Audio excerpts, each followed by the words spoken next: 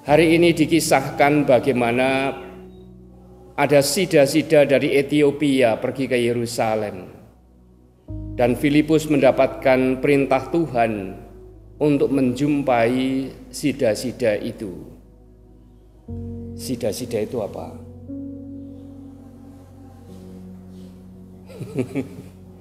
Sida-sida ini apa ini? Sida-sida itu adalah lelaki yang dikebiri karena tugasnya menjadi bodyguard, penjaga keamanan para ratu. Nah, kalau yang jaga ini masih aktif, bahaya, makanya dikosongkan dulu. Sida-sida dari Ethiopia, bahasa Inggrisnya tuh eunuch, bukan unik ya, nanti bicara tentang keunikan. Oh, I am eunuch, oh ngawur. I am unique gitu. Nanti keliru ngomongnya. Dia adalah tentu saja orang yang hidup dengan perasaan tertentu, meskipun untuk menjadi pegawai istana, untuk menjaga ratu pasti juga adalah pilihan pribadi. Tetapi sebagai orang yang menjalani secara fisik, secara lain, pasti juga dia akan penuh pertanyaan di dalam hidupnya, juga ketika berbicara tentang keselamatan. Ia beribadah ke Yerusalem dikisahkan tadi, dan Tuhan meminta Filipus untuk mencegah dia di perjalanan. Agar apa? Agar apa yang dia baca bisa dimengerti. Seperti halnya yang diajarkan oleh kitab Yesaya, bahwa bahwa Tuhan akan mengajar setiap orang yang mencari, dan hari ini ditunjukkan kepada sida-sida itu. Kemudian seperti seekor domba ia dibawa ke pembantaian, dan seperti anak domba yang keluh di depan orang yang menggunting bulunya, demikian pula ia tidak membuka mulutnya. Dalam kehinaannya berlangsunglah hukumannya. Siapakah yang akan menceritakan asal-usulnya? Menjadi pertanyaan menarik ketika kemudian muncul siapakah yang akan menceritakan asal-usulnya. Dan rupanya kehidupan para murid ini juga dipanggil untuk seperti ini, untuk menceritakan asal-usul dari semua perkara hidup, terutama pewartaan yang tidak mudah untuk manusia. Kalau ini tadi dicuplikkan dari kitab Yesaya tentang hamba Yahweh yang menderita, tentu saja juga mengacu atau menerangkan tentang Yesus yang menjadi pergunjingan pada zaman itu, bahwa dia yang menderita itu orang yang sama itu pula yang kemudian dibangkitkan. Atau kalau dibalik, dari pewartaan hingar-bingar tentang kebangkitan ini, sesungguhnya dia yang bangkit itu adalah dia yang telah disiksa oleh orang-orang Yahudi pada zaman itu, oleh bangsanya sendiri pada saat itu. Saudaraku sekalian yang terkasih, pewartaan ini atau kenyataan bahwa Injil, berita gembira ini mulai menyebar ke sana kemari, ke seputar daerah Timur Tengah, ke arah Ethiopia. Itu di mana ini? Di Afrika. Jadi Ethiopia itu di wilayah Afrika. Memang di usia Anda mungkin nggak banyak mendengar kata Ethiopia. Kalau Anda sudah berumur mungkin 50 ke atas, itu biasanya sudah sangat akrab di telinga, karena tahun 80-an itu hampir tiap hari mendengar kata Ethiopia.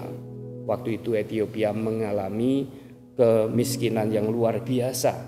Tapi orang Ethiopia itu bukan orang ras yang kecil-kecil ya. Dia kalau cukup makan badannya itu giant.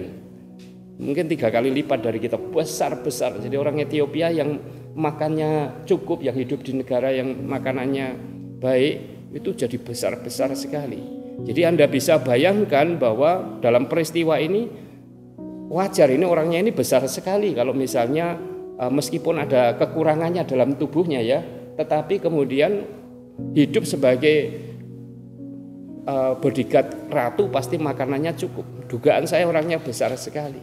Nah, orang-orang Ethiopia adalah wilayah lain dari wilayah Timur Tengah. Tetapi pewartaan kabar gembira Tuhan sudah sampai di sana.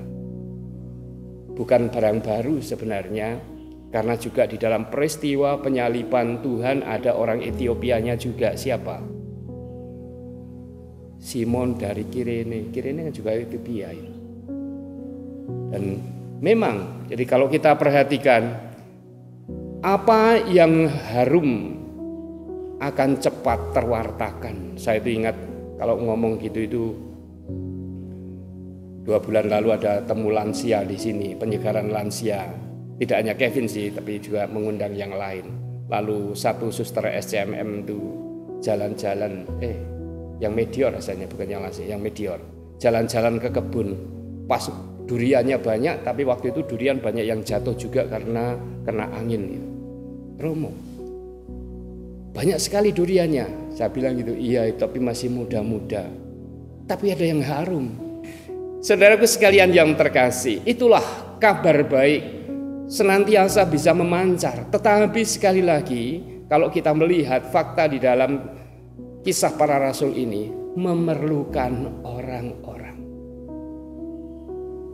Bukankah ini yang Anda jalani selama ini? Betapa bersyukur bahwa kita boleh menjadi bagian dari karya pewartaan Tuhan itu. Betapa bersyukur bahwa dengan karya-karya Anda, entah bagi mereka yang ada di stasi-stasi di Sumatera sana, atau di dalam prakteknya para suster lewat karya-karya evangelisasi, juga di stasi-stasi atau lingkungan-lingkungan, kadang juga sambil melakukan CBR gitu masih menemukan orang-orang yang perlu peneguhan bukan secara fisik juga, dan pasti itu dalam perjalanan akan banyak ditemukan. Itulah panggilan Anda.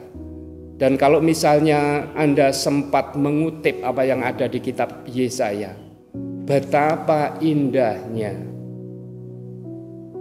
orang-orang, betapa indahnya terlihat dari puncak gunung-gunung orang yang mewartakan kabar gembira Tuhan. Kata-kata itu juga pas kalau diterapkan di dalam diri Anda pada saat juga Anda dengan penuh keyakinan, penuh dedikasi mewartakan kebaikan Tuhan. Karena itu saudari-saudaraku sekalian yang terkasih, marilah kita melanjutkan misi para murid untuk mewartakan kebangkitan dan semua tindakan kebaikan Tuhan itu untuk umat manusia, terlebih untuk setiap orang yang dipercayakan kepada kita. Kiranya Tuhan yang senantiasa menguatkan kita dengan berkat-Nya.